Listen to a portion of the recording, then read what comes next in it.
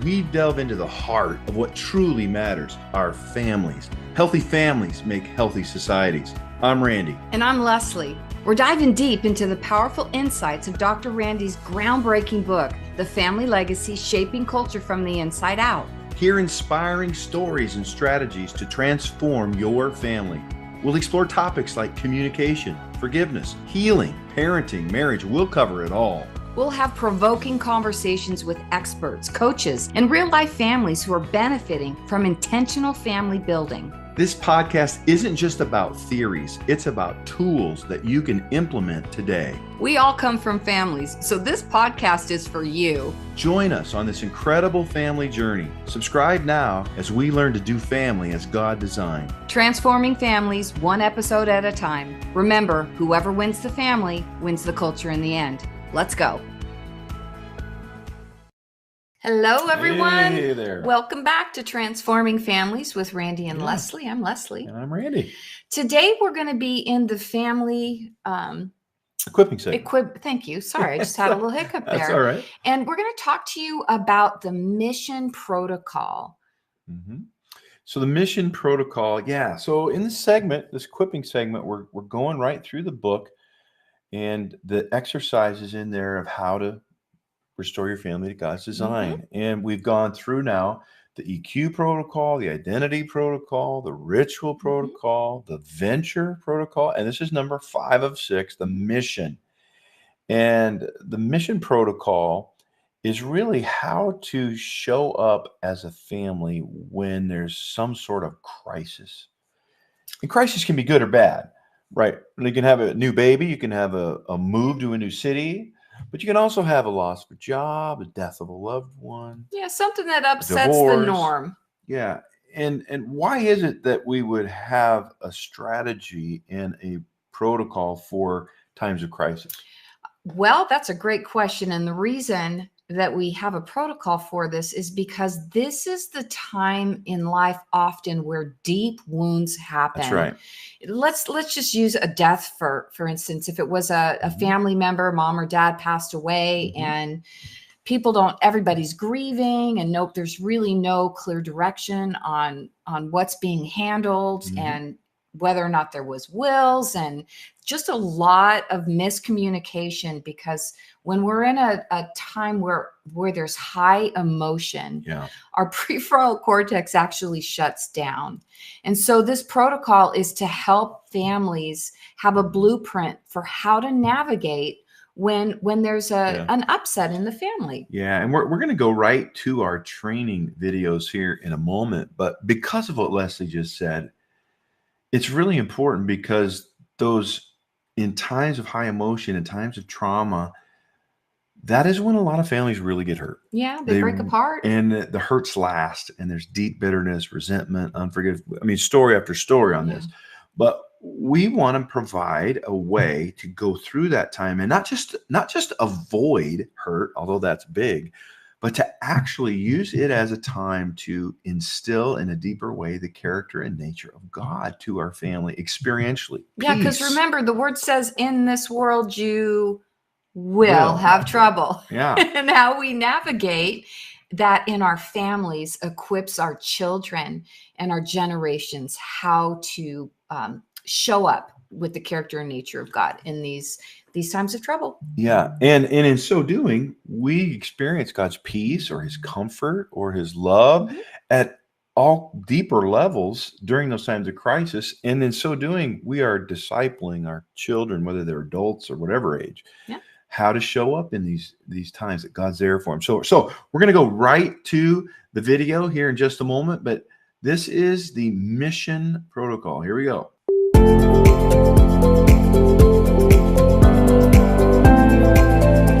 Hi there, Randy and Leslie. Welcome to protocol number 5 in the Family Legacy Journey, the Mission Protocol. And this protocol is a set of exercises that are really important for times of crisis.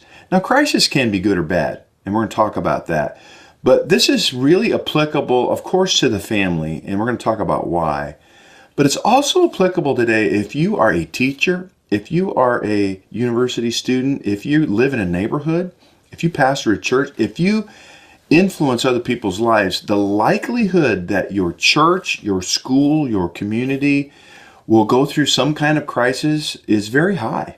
I mean, just look at the headlines and you see the kinds of things that are happening, the uncertainty that's there. In this world, we will have trouble. Yeah. It's not an option. It's true, but fear not. Yeah. I've overcome the world, right? And so with Jesus, there is a way for us to show up that can help steward the kingdom and the character and nature of God in the process. And this is vitally important. You may not use this, hopefully every day or every week or every year, but there will undoubtedly be times in your own family or in your community, in your network, where you will do well to have a way of showing up that can really steward the kingdom and God's character. So, Leslie, would you read our purpose for the mission protocol? I'm happy to. The Family Legacy Mission Protocol 5. The purpose of the Family Legacy Mission Protocol is to equip and empower your family to stay connected and meaningfully engaged in challenging times of need.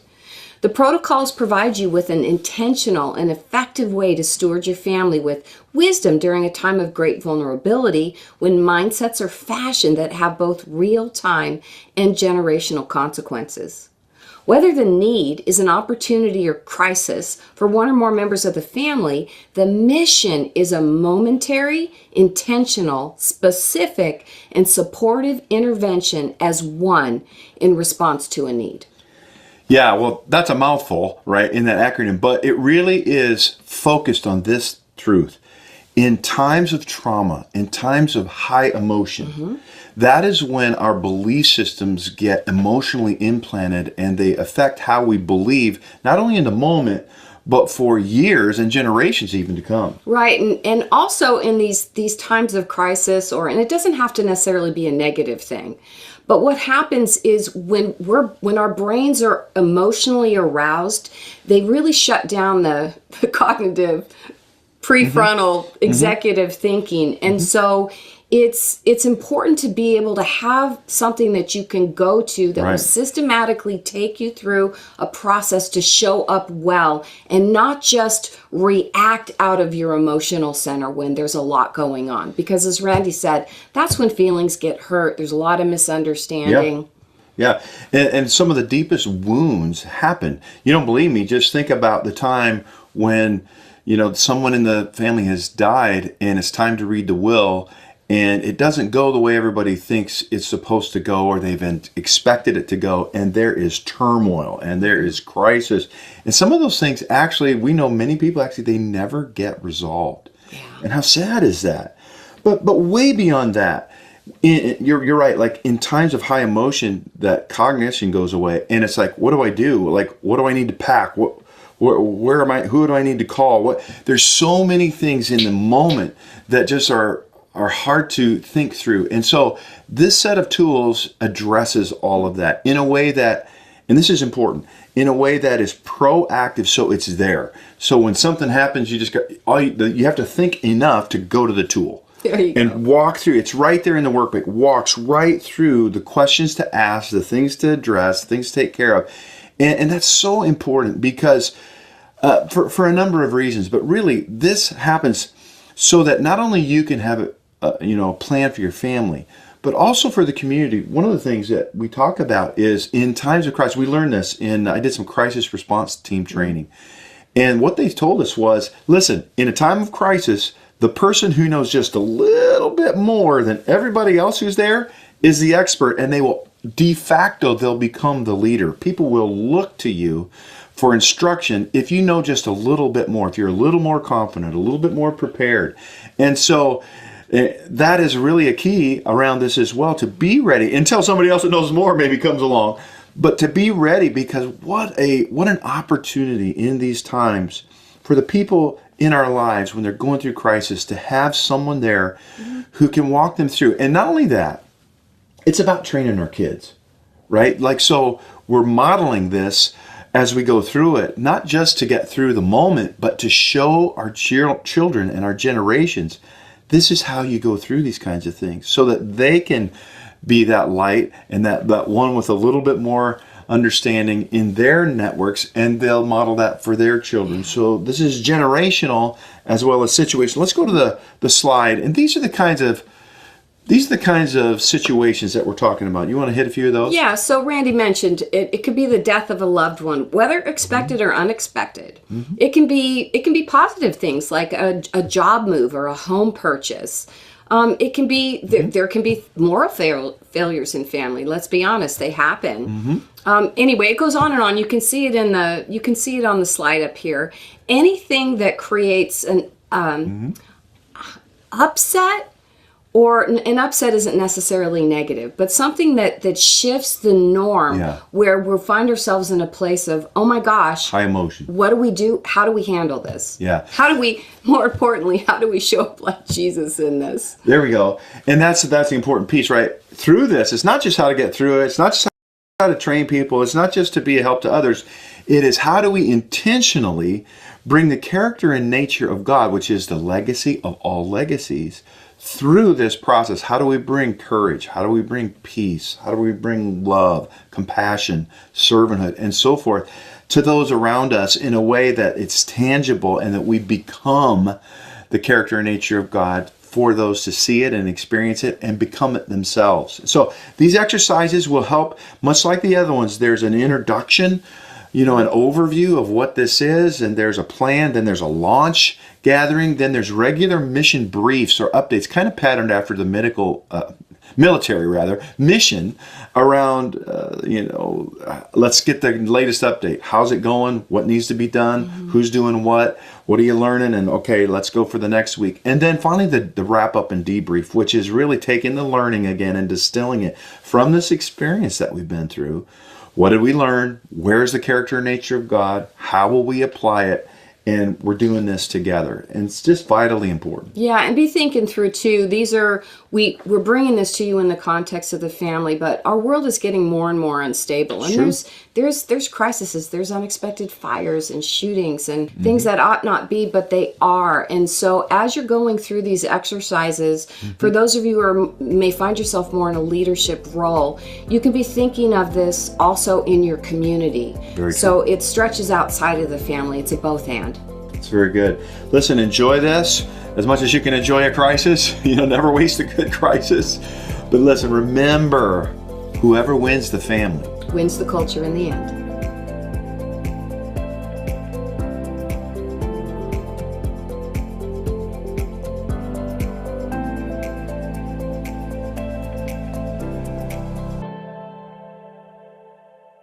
All right, and that is the introduction of the mission protocol. Again, it's an acronym, right? Mission, M.I.S.S.I.O.N. Momentary, intentional, specific, and supportive intervention as one in time of need. And it's how a family can come together in these crisis times and really be the character and nature of God. Be peace, love, comfort, wisdom, patience, kindness, whatever.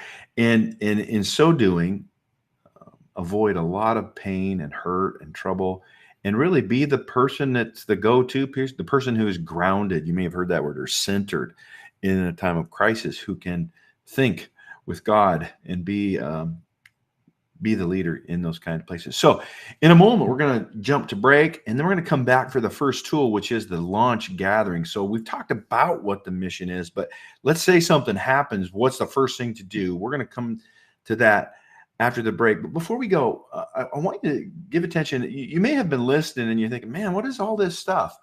And these are just the tools right out of the best-selling book and the workbook and the e-course with all the videos around how to do family as God designed. This is the heartbeat of the Family Reformation Project and the family school that we run, and in training our family coaches, what they bring and deliver. They're trained in all of these tools, and they're able to help families in these kind of situations. So the best way to get started, if you're new to this, is to get the material and familiarize yourself with it. And that comes in the likeness of a digital bundle. So give a listen here.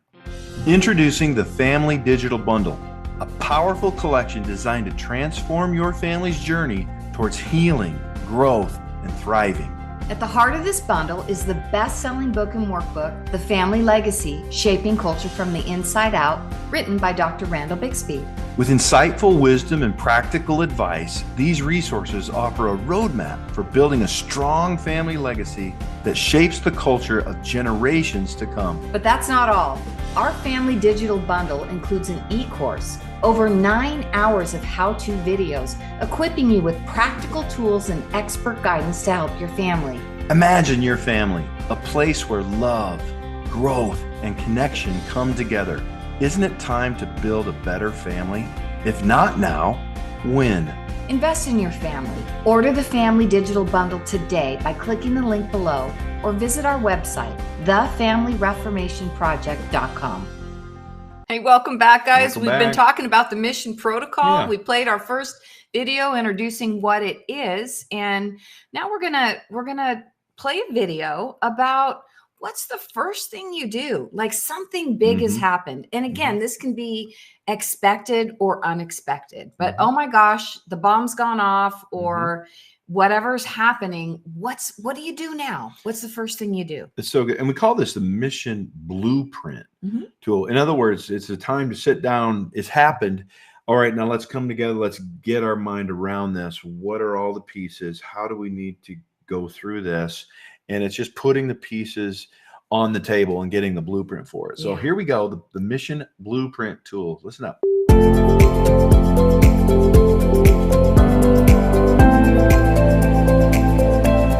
Welcome back, Randy Hi. and Leslie here. We are in our mission protocol. We've given you the introduction, and now we want to introduce what we call the blueprint planning tool. Randy's going to read the purpose right out of the book. Yeah, here we go. The mission blueprint preparation and planning tool.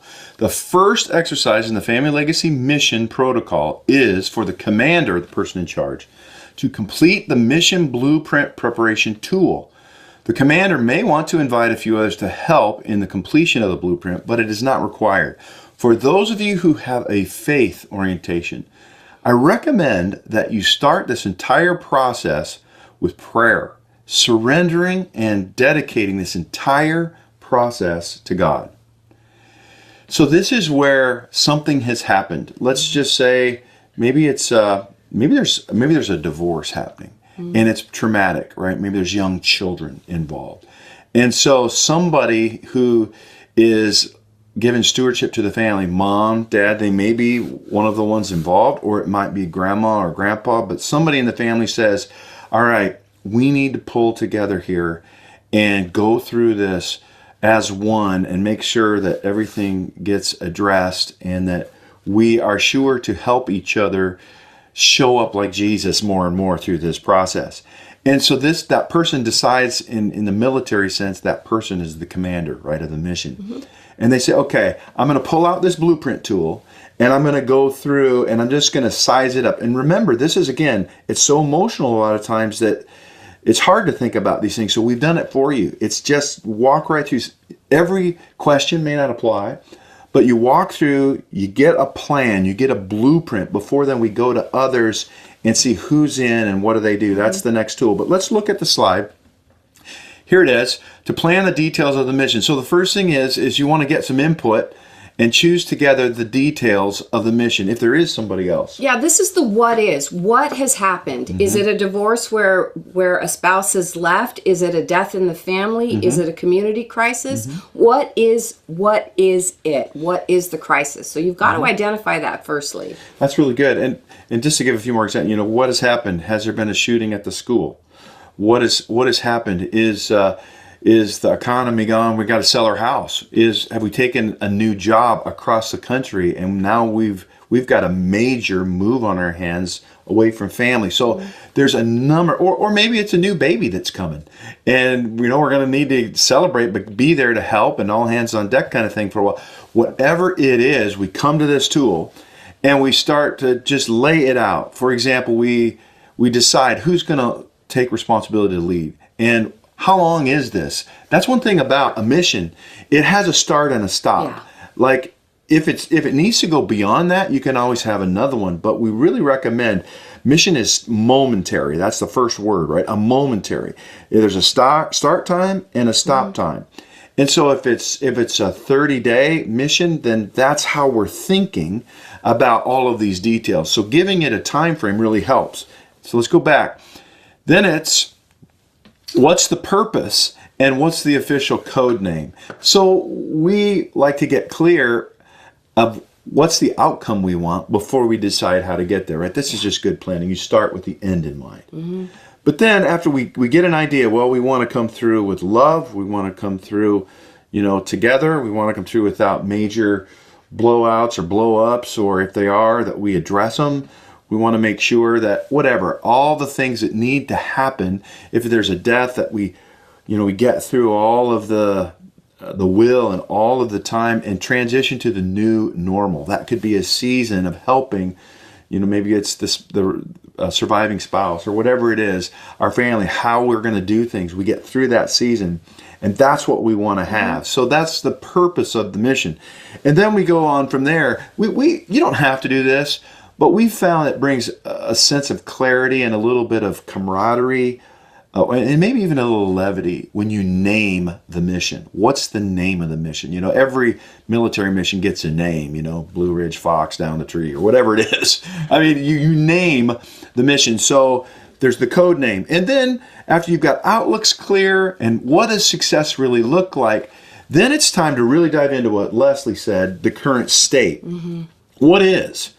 And so you want to talk here a little about the what is needed? Yeah, what is needed is this is resources, prayer, wisdom. What do you actually need to engage with what's going on? Like, let's, in the sad case where somebody has passed on, the mission could be, mom's in heaven or whatever that is. But what do you need? What resources? Who do you need to come into this? What do you need in terms of money? Roles, skills. Do you need a specialized real estate agent? Maybe. Do you need to have a solid recommendation on movers, which we learned a very difficult lesson around, they're movers, right? A reputable, authentic mover that'll do the job is important. So what do you need? What is? Well, so-and-so is really hurting and depressed. We need to see that they get some love, some counseling, some care, some prayer, whatever. Well, so-and-so doesn't have enough money to pay the bills. We need to, determine how much do we need and how do we get it to them, or they don't know how to pay the bills that now the person who's passed on used to pay all the time. How do we come around? And so just what is, there's a saying that we have that we really believe is powerful in terms of getting out of being stuck, not knowing what to do, being stuck. And it's this: it is what it is. What next? And that's really important. It is what it is can be very depressing. Well, we have a terrible situation on our hands right now. And you can get stuck here if you're not careful. That's not to minimize. There is a time, especially when it's a loss or a tragedy, where there is going to be an appropriate time to grieve and to mourn. But in the moment, what needs to happen? So this moves you from, oh my gosh, we have this big event that just happened. Now let's mobilize. And part of that planning is there will be time in the plan to come together and do the appropriate mourning. Yeah, so it's not just what is. That's important. But then it's what's next. Yeah. And this is how you get unstuck. Well, what's next is we need to figure out some things. We need to decide and choose together how and when and what and the priorities of what is our path forward together as one. And as a big part of that is how do we need to show up from a character place in God? Do we need to be patient and kind or loving or whatever that is? So that's, let's see, who will be involved? What are the timelines? How are we going to communicate? What are the obstacles or the solutions we might have? And then right on, what will be the frequency and the manner of our regular mission briefs, which is one of the other protocols that's coming. So these are just the formulated questions that begin to frame out, okay, we're coming together to address this situation as best that we can, and we're going to determine who's going to be involved and what's needed and what we're going to do and who's going to do it, right? How we're going to learn. This isn't getting down into necessarily the specifics. Remember, this is just your dump of planning, like, okay, this is what's happened. What are we going to need here? And the next protocols, we'll get into more of the specifics. Yeah, there's a lot of layers of specifics, right? Just having a plan is one layer of specific, but then the details come in some of our other tools. So remember, this mission protocol is really important, again, because it's in those times of high emotion where our belief systems get formed. And that's when the enemy does his best work by lying just a little bit about other people, about God, about yourself, about the situation. And those belief systems that disagree with God become strongholds that get ingrained, and they wreak havoc in our lives. And so this is actually a very important step in protocol. We hope that you'll use it. Hope you don't have to use it a lot, but when you need it, it's there, and you'll be training your generations and serving other people when you do it. Remember, whoever wins the family wins the culture in the end.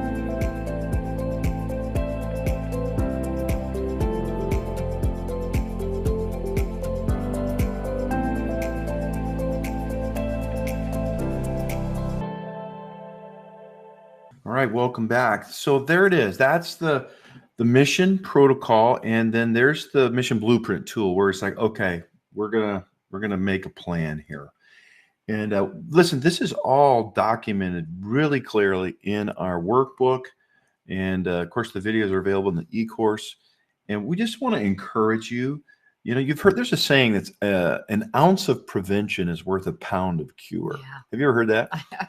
And some of our listeners might be too young and we're too old. But essentially, it means that, hey, the prevention of having a plan in place saves you a whole bunch of time and energy and effort and confusion and upset when you're needed, when a plan is needed. And so that's the idea behind this. And we're gonna come back in one of our next equipping segments, and we're gonna go a little bit deeper to give you some more help on this detail work around the mission protocol. But there it is. So never waste a good crisis, meaning let's have God show up in us and in our family and in our relationships in these times of trauma or high emotions, so that we love each other. Yeah. And his kingdom is coming in our family. So with that, any last words, hon? Remember what? Remember, whoever wins the family Wins the culture in the end. All right. We'll see you next time.